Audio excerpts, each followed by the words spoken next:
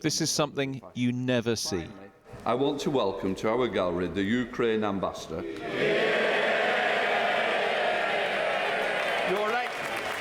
You're not even supposed to clap here, but this went on for nearly a minute.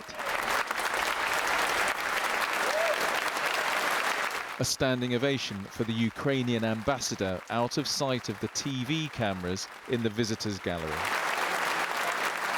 And that unity was reflected in much of what was said today, for instance, on whether Vladimir Putin should face the International Criminal Court, the ICC. What we have seen already from Vladimir Putin's regime in the use of the munitions that they have already been dropping on innocent civilians, Mr. Speaker, in my view, already fully qualifies as a war crime. And I know that the ICC prosecutor is already investigating, and I'm sure the whole House will support that. But of course, there was disagreement, especially on why Britain seemed to be slow bringing sanctions against prominent Russians here with links to Putin. Last week, Putin summoned to the Kremlin the cronies who prop up his regime. They dipped their hands in the blood of Putin's war. Among them was Igor Shuvalov, Putin's former deputy prime minister. Shuvalov owns 2 flats, not 5 minutes' walk from this house. They're worth over £11 million. He is on the EU sanctions list, but he's not on the UK sanctions list. When will the Prime Minister sort this out?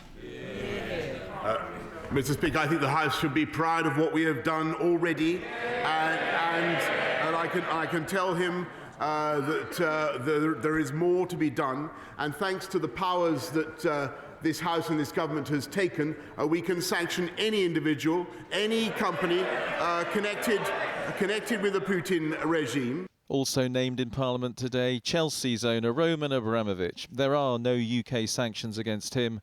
The Prime Minister said he wouldn't comment on individuals.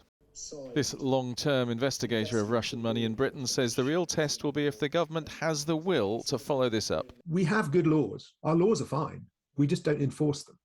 We need to give the National Crime Agency, the Serious Fraud Office, the Metropolitan Police, the City of London Police, the tools they need, the people they need, and the political cover they need to take this wealth on. Because, you know, these oligarchs, they're not going to surrender their wealth without a fight. So we need to take attacking that wealth as seriously as they will take defending it.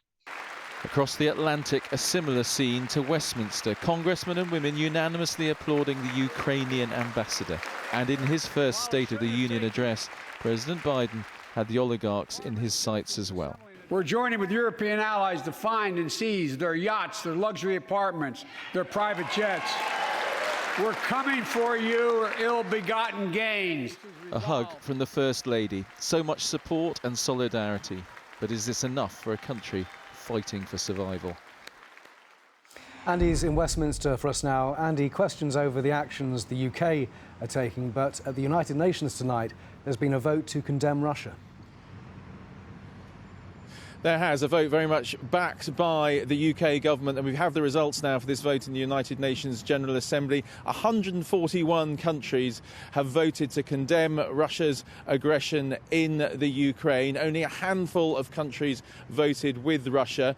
Some did abstain. China and India abstained, 2 important, significant countries who are certainly under pressure from people like the Americans and the British to vote against the Russians, but they have abstained in that vote tonight. Now, the thing about these votes in the General Assembly is they are not binding.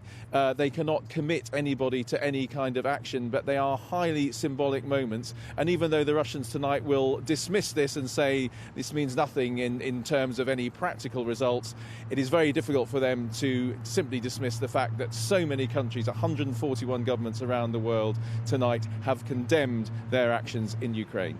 Andy, thanks very much indeed.